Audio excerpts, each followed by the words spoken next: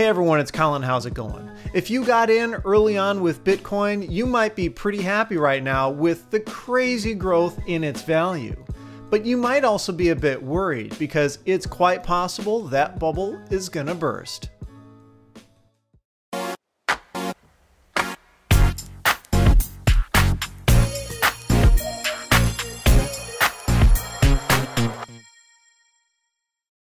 Chances are you're familiar with at least the basic concept of Bitcoin. It's been all over the news, at least around the time that I filmed this, due to its absolutely stratospheric rise in value in a relatively short period of time. And a lot of people are saying that that's a bubble that's going to pop any time now, and it very well may have even happened between the time I filmed this and you watched or listened to it. But I figure in the very least we should go through and talk about Bitcoin and how we got to this point and where it's going to go from here.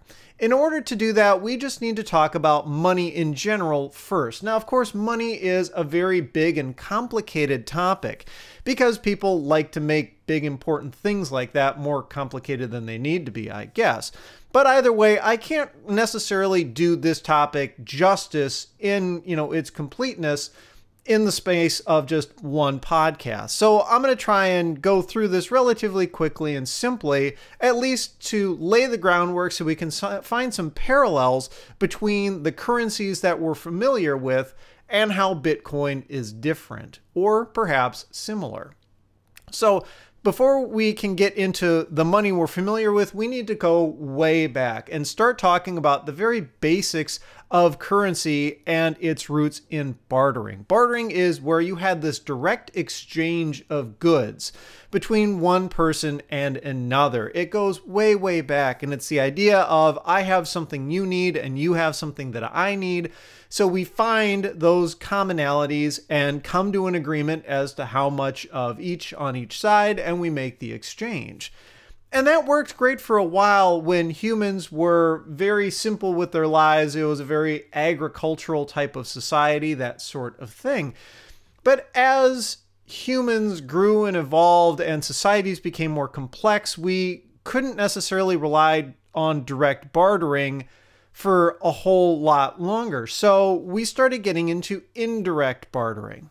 We started doing things like exchanging our time for goods, or we started accepting things that we didn't necessarily need or want as a form of payment, just so we could then turn around and trade those on to someone else who did have the thing that we needed.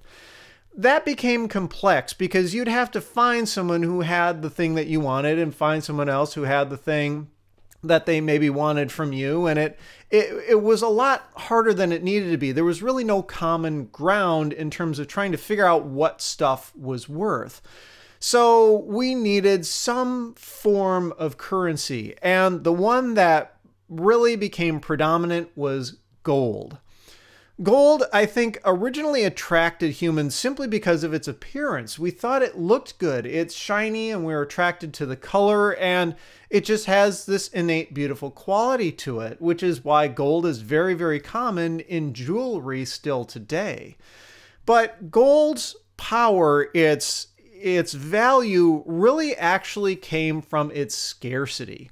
Yeah, the fact that it looked really nice and pretty was what drew people to it initially, but what kept them using gold was the fact that it wasn't just laying around everywhere, that it took a decent amount of time and effort to not only find it, but extract it.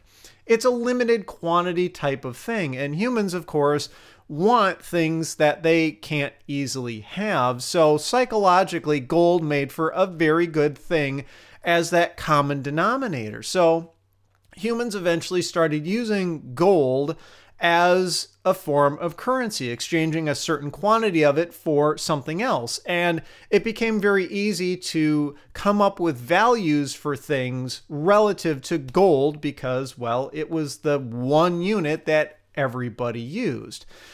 Gold as a currency is called commodity money. Anything like that, where the item itself is what has the value and that item is actually being exchanged, is called commodity money. And that's a very important term to remember. But gold, of course, as pretty as it is, isn't very practical to carry around, at least in larger quantities. So people started to come up with other ways to do it, and we developed things like paper money and coins. These are really used as placeholders, as representations of some quantity of a precious thing like gold. And a very important thing to remember is that when societies generally got to the point where we were using paper money and coins, that sort of thing, that currency was backed by the government. Usually it was the government that even printed that currency, but the government guaranteed its relative value. The government would say, you know what, this piece of paper is worth a certain amount of gold, and we, the government, are willing to uphold that. So it wasn't necessarily a free-for-all. Of course, there'd be fluctuations in value, but people were willing to use this otherwise worthless piece of paper as a form of currency because they knew that the government, the big powerful thing, was standing behind it. And when you've got paper or coinage currency standing in place of an actual commodity currency, that's called representative money. Now, you may think that's something that's still going on today. And for a long time, that was the case even here in the United States with the US dollar. The US dollar for a very long time was representative money, where in certain circumstances, you could take US cash to a federal bank and get in exchange the appropriate equivalent amount of actual gold. You'd bring them a pile of money and they'd wheel out a cart full of gold bars for you. But something interesting happened, and this is the next phase or evolution of money. In 1971, President Richard Nixon decoupled the US dollar from gold. He basically said the US dollar is no longer representative money. That whole gold thing, gold is nice and all that, and the US is going to keep some stockpile of it, but the US was no longer at that point beholden to keep an equivalent amount of gold in reserve relative to the amount of US dollars in circulation, which is something that it pretty much had to do before in order for the dollar to actually, mean anything. So in 1971, this thing called the Nixon shock happened, where over the span of a weekend, Richard Nixon and a whole bunch of federal high, ranking people got together and they decoupled it. And on Monday morning, life actually went on. You would think that that would be a very scary event for a lot of people. Of course, I wasn't born and living during that time, so I don't have any recollection of it, but there's a lot of benefit to having done that. In fact, it was generally considered to be one of the most successful things that Nixon did in his presidency, as tumultuous as that presidency ended up turning out to be. But when the US dollar got decoupled from gold, it turned into what's called fiat money, where basically the government just says, this is money. It's not really backed by anything. The government can't really give you something in exchange for it if you wanted. It's just, it is what it is. The government says, this is the currency that we use, and everyone's like, okay, and they go with it.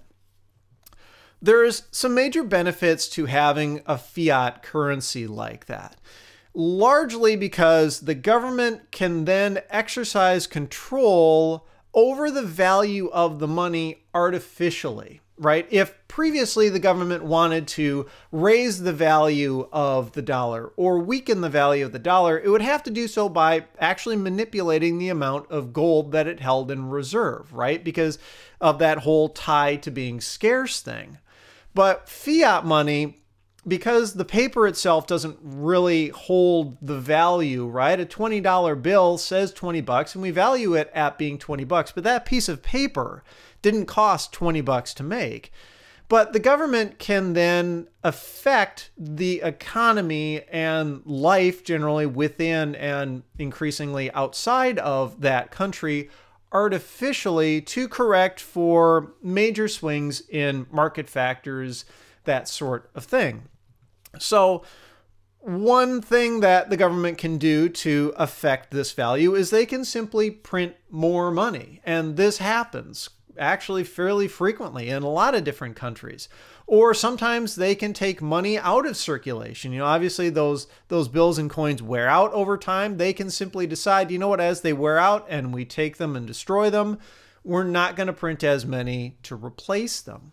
So it's generally going to be used as a form of inflation control to try and keep things stable, to try and keep economies growing, to keep people from freaking out, to keep major world events from crashing stock markets, that sort of thing. Fiat money was kind of the third phase in evolution of currency that we have. And you would think that the vast majority of currencies, present and future, would generally be fiat money. That's not necessarily the case. But now let's talk about Bitcoin. Bitcoin is quite a bit different in some ways. It's not backed or guaranteed by any government, right? It's this completely arbitrarily generated thing, literally a guy or this group of people, no one even really knows. The person, in quotation marks, who came up with it goes by the name Satoshi Nakamoto, but no one's ever been able to prove who that person is or if that's actually a group of people who were working behind the scenes, shrouded in mystery. But in any event, it's completely arbitrary. In some ways, you can consider it a single world economy because it spans borders.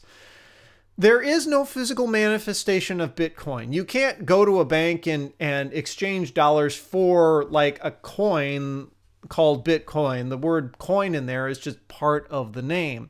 It's an entirely digital thing. It only exists within computers, and the internet is integral to Bitcoin functioning. There are a maximum of 21 million Bitcoins that can ever exist, and this is something that was designed from the very beginning. You can't create any more than that. That's the limit. However, while more Bitcoins can't be created, they can be destroyed or permanently lost, maybe is a better way to think of it. A very unfortunate example is this poor dude from the UK who a number of years ago lost 7,500 Bitcoin that he had generated when he accidentally threw out a hard drive that they were stored on and didn't realize it. And it's buried in some landfill somewhere, probably never to be found again.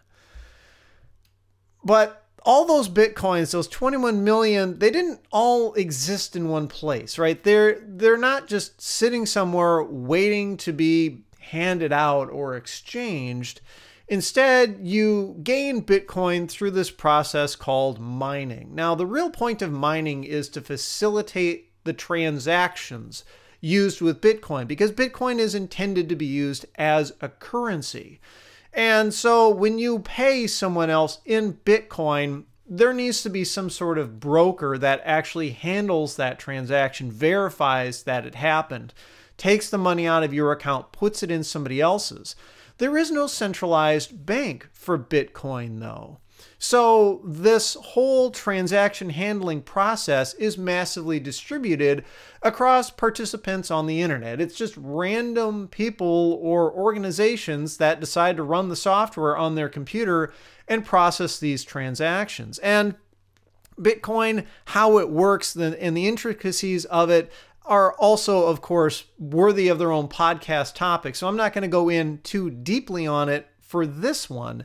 But needless to say, all these computers on the internet handle part of this transaction process, verifying that it happened, actually, exchanging the money, that sort of thing. But doing so is very computationally intensive. And that's done on purpose as part of the whole algorithm. And the algorithm that they run is actually where the term cryptocurrency even comes from. Because of the time it takes to process these transactions, obviously people don't want to do that work for free, or have their computer tied up for free. So as part of participating in that process, people who are, a member of that network will receive a small fee in exchange for the computational time that they devoted to processing these transactions. When you buy something with Bitcoin, you have to pay a transaction fee, and a portion of that fee, is what goes towards the people whose computers basically did your transaction for you. It's self-stabilizing by design, right? Its difficulty to process transactions goes up with the number of people participating. So it's not like this free-for-all where the more people who participate in this process, there's suddenly more money to be had. It's a supply and demand type of situation. The fewer people that there are, the more burden is placed on them to process these transactions. So accordingly, they're going to get a larger cut of these fees. And as time goes on, the amount of Bitcoin rewarded is, of course, going to decrease, right? So you're processing these transactions. As you do so, you're also going to generate a small amount of, in quotes, new Bitcoin that you're rewarded, again, for your participation. And so these otherwise undiscovered, unhanded out Bitcoins, they were very easy to come by in the beginning because there were few people participating in this mining process. And as time has gone on, they've become harder to come by. The so-called free money has become harder to come by because more and more people started jumping on that bandwagon. It's kind of like a modern day gold rush, really, where the first people out there got the best shot at getting the easiest to get gold. And as the easy to get gold got depleted, the harder to get gold was what was remaining. And of course, it took more time and effort to extract that gold. So that amount of Bitcoin decreases over time that you get rewarded to the point where you end up with people processing, these transactions, engaging in mining. The majority of where they're going to receive the money from doing that is going to tip more towards those transaction fees as people actually buy things with Bitcoin, and not so much from the rewarding new Bitcoins part of the process. There's this appealing prospect for free money, of course, just like I said with the whole gold rush scenario. And that's what I think really attracted people to Bitcoin to begin with. And that's where a lot of people are sitting really pretty these days, because very early on, the mining process was relatively simple. Like from a computational standpoint, you could mine Bitcoin on a regular laptop in a reasonable amount of time. Granted, those Bitcoin weren't really worth a whole lot, if anything, in other currencies, in real world market value, but they were so easy to come by. Some people were banking on the fact that, hey, these may be worth something someday. So they devoted some time and energy to actually mining them. But as time went on, it became harder and harder to the point where people started getting dedicated hardware to do it, either building more and more powerful computers or even designing specific hardware just to mine Bitcoin. Things like custom designed ASICs that were engineered from the silicon level to run the algorithms to mine Bitcoin. And at the beginning, of course, it was cost effective to do so. But as time has gone on, it's become less so. And the big thing that's starting to hold people back is really the energy cost, right? It's very computationally intensive. It takes a longer amount of time to process these transactions, to mine these Bitcoins, or in the same amount of time, it takes more hardware resources. Well, that's all going to equate to electricity. So you have to figure out this equation of how much you're going to get out of it versus how much you're going to put into it. So we're starting to see this real shift where people aren't getting as much out of it as they're putting into it. So things are starting to slow down. So what about this whole bubble thing, right? The value is skyrocketed. Why? If it's harder to generate Bitcoin, if there's less of a reward for doing it, if the value equation isn't there, why has the value gone up on Bitcoin? And I think the simple explanation for it is because of hoarding, right? It's a limited quantity thing. There are only 21 million, possible Bitcoin out there. And studies have shown that in situations where people know that a certain thing is limited in quantity, they're going to want to keep it to themselves. They're not going to be really eager to let it go, even if logically it makes sense for them to do so. Of course, Bitcoin can be turned into other currencies through these things called exchanges, but they're unregulated. There's no central banks. There's, in fact, no real government oversight over Bitcoin, which is potentially going to become a problem in relatively short order.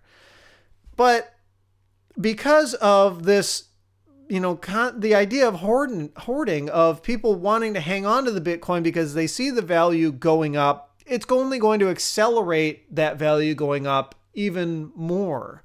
To the point where, at the time I'm filming this, the peak of one Bitcoin in terms of US dollar equivalent value was $19,000 for one Bitcoin.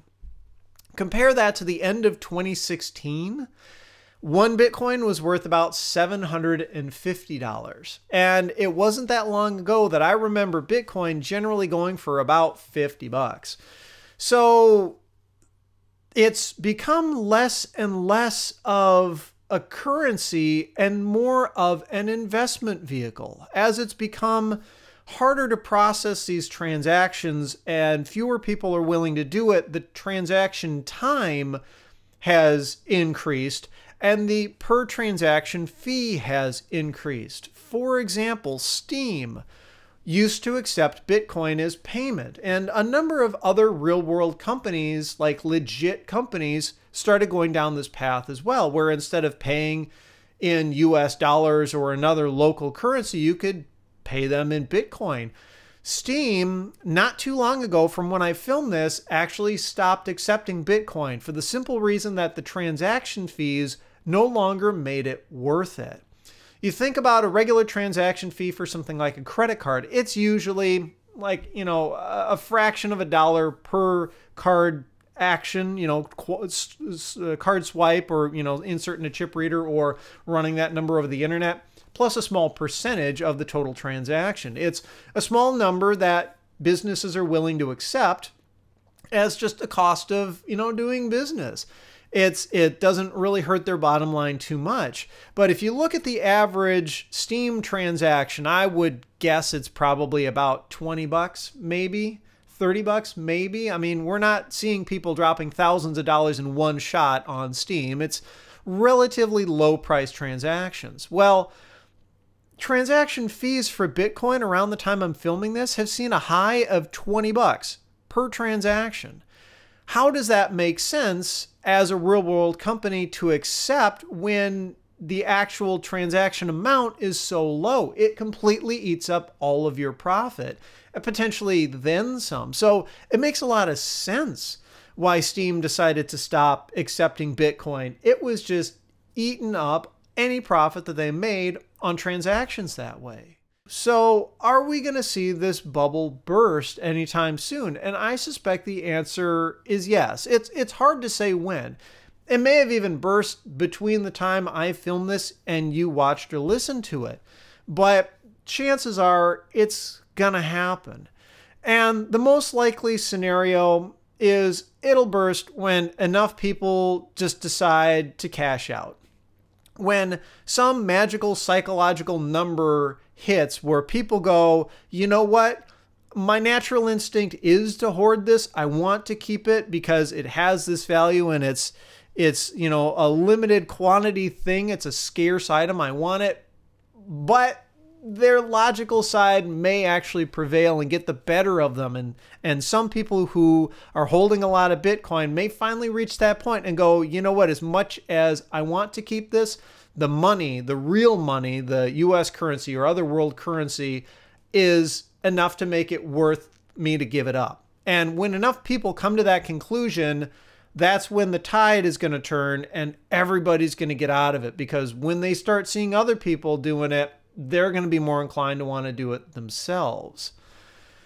And the value, of course, is just going to come crashing down. You know, there's only so many things on Earth that have that kind of scarce value, and that's probably one of the biggest challenges to Bitcoin, right? You think about gold. There really can only be one gold on planet Earth. Yes, there's other things that on Earth are scarce and are pretty, like diamonds and all of that, but it's not ubiquitous. There aren't tons and tons of those. It has to be something that, you know, captures a person's attention and like gold, makes them actually want it. Bitcoin, you know, it started out that way, but here's the thing. Bitcoin, it's just an algorithm, right? It's just this artificial set of numbers in this construct that someone or a group of people came up with. And so what's to keep other Bitcoin-like cryptocurrencies from popping up? Well, in fact, a number of them have. Litecoin, Dogecoin, tons and tons more that, just like Bitcoin, start out really easy to get, in quotes, for free, just like the gold rush, and as time goes on, become harder and harder to acquire, thus their value goes up. So the biggest challenge for Bitcoin, I think, in the long run, is really going to be the fact that you're going to have this kind of continuous gold rush where we'll see the value of a cryptocurrency skyrocket. People bail out of it, take that money, invest in the next cryptocurrency when it's cheap and easy to get, run the value up on that one, rinse, repeat. There are, of course, some other challenges, and if the bubble doesn't burst due to just the sheer value and people wanting to cash out, then the threat of things like government regulation may be enough to trigger it. Like I said, Bitcoin isn't a government-backed or regulated thing, and governments are taking very close eye at Bitcoin because it can have some major implications. Of course, you know, one common thought is that Bitcoin is used as currency for illicit activity, black market transactions, guns, drugs, that sort of thing. But the bigger thing that governments are concerned about is loss of revenue. If you're executing transactions in Bitcoin, maybe you do work for someone, and in exchange for that, you don't accept US dollars, but instead you get paid in Bitcoin, and then you turn around and buy something with Bitcoin, the government doesn't get any tax revenue out of that. So it's cutting them out, and they're becoming very suspicious of cryptocurrencies, and it's very likely that we're going to see governments start to become much more directly involved in these currencies, if for no other reason than because governments want to get their tax revenue. It's just going to be a cycle that will continue, I think. It's not going to end because that genie's been let out of the bottle. The real question is, how prevalent is it going to become in society? I suspect it won't be. It's generally a fairly complicated thing for people to get into and understand. It's definitely not universal, and the big thing that will make it hard to become universal is because there is no one cryptocurrency, right? Like we said, it's probably going to be a matter of many cryptocurrencies rising and falling and taking each other's places. It's really hard to get everybody to use one cryptocurrency when nobody wants to use it anymore and move on to the next thing. And as a business, what are you going to do? Try and accept like 30 or 40 different cryptocurrencies simultaneously? Good luck keeping up with that. And you may think that it's actually fiat money because there is no tangible thing to it. There's nothing backing it, but it's actually commodity money.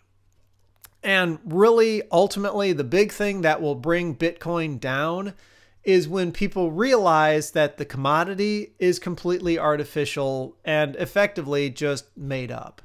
There is nothing tangible behind it. It's just a number in a computer that you wasted a bunch of time and electricity generating, enough people say, you know what, it is just a number, I don't care anymore, well, then the days for cryptocurrency will be over. Ultimately, this, I think, like a lot of other topics, is as much, a technical discussion as it is a psychological one, right? It reveals really interesting aspects to the human psyche, to the way we think, the way we act, that a lot of times you would think would be things we would have maybe left behind, yet stay with us. They're a lot more innate, they're a lot more deep-seated in us than we may understand or even like to believe. Commodity currencies do still exist, as much as we think we've moved on from that and fiat money is the way to go. And all signs point that in the next couple of decades, even physical cash is going to be gone, and we're all going to move to just completely, digital transactions. Everything's going to be done electronically with credit cards, that sort of thing. Nobody will actually carry coins or paper money anymore. It just goes to show that as advanced as a society we think we are, we may not necessarily be as advanced as we think. So I'll leave you with a really interesting story that I came up with during the process of kind of doing some research, pulling information together for this podcast. We've actually seen something like this happen before, and I'm sure it's happened a number of times. Granted, not with cryptocurrency, but with gold. Apparently back in 1869, a couple of railroad tycoons tried to corner the gold market. They gathered all the money they could. They took out loans. They bought up as much gold as they could possibly afford. And that did actually cause the value of gold to rise by a decent amount, netting them a profit, where the value of the gold that they held was not only enough to pay back all the loans that they took out, but to also make them very, very rich.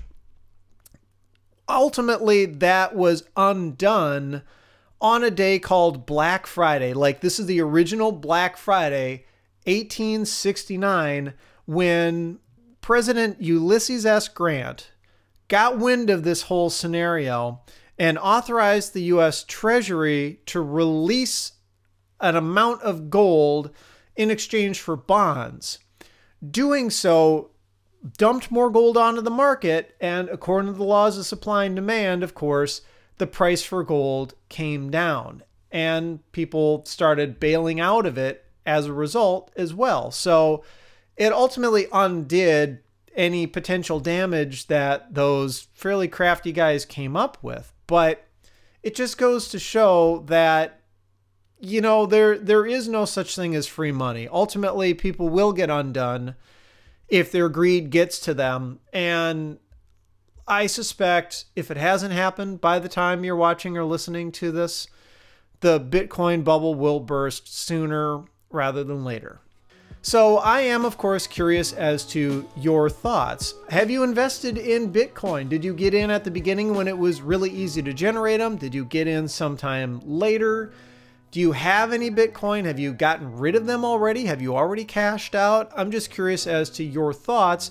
And of course, also, where are we going to be going from here with Bitcoin? Are we really going to see this whole rinse repeat type of scenario with other cryptocurrencies? Or do you think people will have learned their lesson the first time around when Bitcoin inevitably falls and people cash out of it? So I'm curious as to your thoughts. Be sure to leave them down in the comments below. Also, a quick little programming note. I occasionally get asked if there are audio-only versions of these podcasts, and the answer is yes, there are. I make these available as MP3 files exclusively to Patreon supporters at any contribution level, so as little as $1 a month will get you in. These MP3s usually go up early before the video does on YouTube, and I'm happy to report that Patreon also now supports RSS feeds, so you can get a private RSS feed, and as soon as the episode goes live, it'll show up on the RSS-enabled player of your choice. So just something to consider if you're looking for the audio-only version of the podcast. Check out my page over on Patreon. So, if you like the episode, I would appreciate a thumbs up. Be sure to subscribe if you haven't already. You can follow me on Twitter and Instagram at thisdoesnotcomp. And as always, thanks for watching.